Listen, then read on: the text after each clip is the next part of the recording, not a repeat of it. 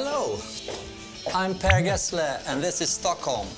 This is actually the old EMI studio, and this is where we used to record most of the Roxette stuff. Hey. Jonas, our lead guitar player, he was sitting there, and we had the drums there. We did everything here. So it's a magic place for me. Walking like a man, hitting like a hammer, she's a juvenile scam. Never was a quitter, tasted like a raindrop. She's got the look. Heavenly bound, cause heaven's got a number when she's spinning me around. Kissing is a color, a loving is a wild dog. She's got the look. The first album, Pearls of Passion, was made like a band situation. That album was good, but it sounded like dated. And I wanted Roxette to be a little bit more programmed and digital and modern. But there was a little conflict between me and the producer. He wanted to use his favorite musicians. But I was really lucky because our engineer, he actually broke his leg. I'm sorry, Ola. So we got another engineer, which was this amazing programmer and digital guy. So he came into the Roxette project, and he and I and Clarence, eventually the producer, we wanted Roxette to go into the computer world. So I bought a new synthesizer, which included a sequencer, and I started to learning how to program that synthesizer. I wrote the look.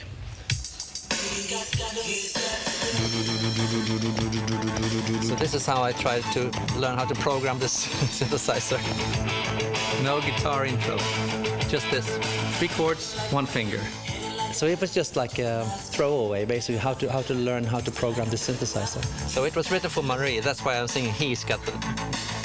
She liked it a lot, but she said, I can't really sing it because there is no melody, it's just like almost like a rap thing. But then she said that I can sing the na-na-na part, and I can do the answering in the choruses.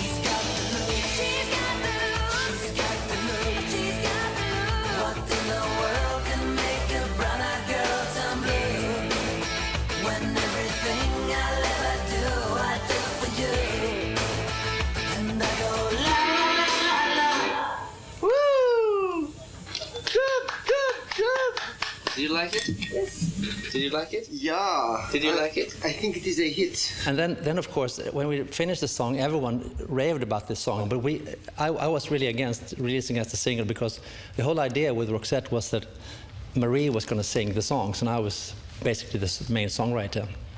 And the look is sung basically by me. So it didn't really make sense in my world to release that as a single.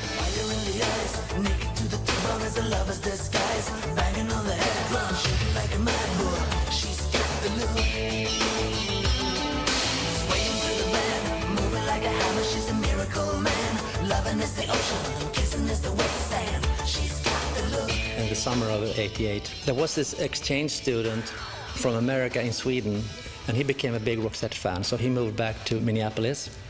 And there, on his favorite radio show, KDWB, they had this radio show where listeners can call in and ask for their favorite songs, or they can leave their records there if they didn't have the records on the radio station. So he went there and gave them the Look Sharp album. And of course, they hadn't heard about that. And it was lying around there for a couple of weeks. And he went back to pick it up again. They hadn't played it. And Fate had it then, when he picked it up, the program director of the station was at the reception. And the program director asked him, that's a really cool album cover, because it looks like a magazine, right? What is it? And he said, this is a Swedish band. Oh, is it good? Yeah, it's amazing. So the program director listened to the first song on the album, and it was it came the look, out came the look, and he said, this is an amazing song, and he put it on the air, and as soon as he put it on the air, phones started to ring, and what is this?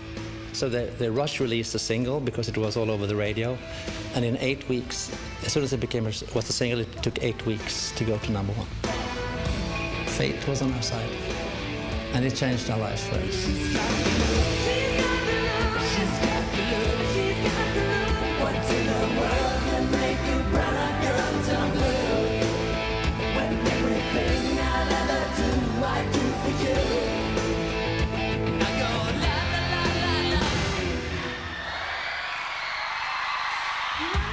Like all northern countries have this great tradition of melodies that's in our DNA.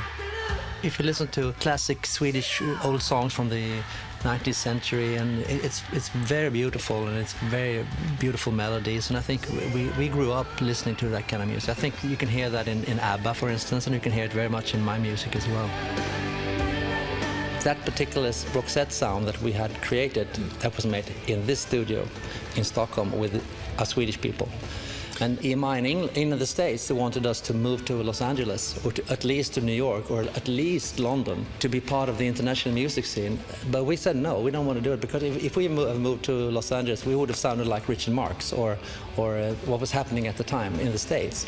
And the unique sound of Roxette, if you listen to Roxette today, it sounds very special from the competition. It's because it was made here, out of Sweden.